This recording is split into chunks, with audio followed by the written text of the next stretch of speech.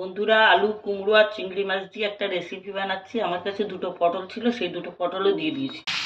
চিংড়ি মাছটাকে হালকা করে ভেজে তুলে নিচ্ছি। তেলের মধ্যে 5 ফোড়ন দিচ্ছি। আগে আলু আর পটলটাকে একটু ভেজে নিচ্ছি।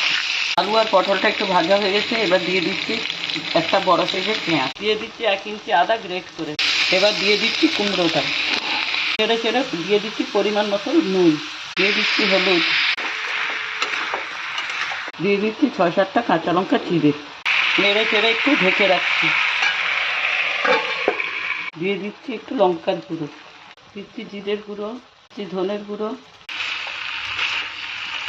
নাড়ি চাড়িয়ে দিয়ে দিচ্ছি চিংড়ি মাছটা।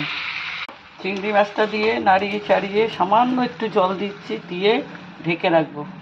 আবার 5 মিনিটের জন্য ঢেকে দিচ্ছি। রান্নাটা একটু শুকনো শুকনোই হয়। আমাদের বাড়িতে পটল চিংড়ির থেকেও কুমড়ো চিংড়ি সবাই বেশি পছন্দ করে।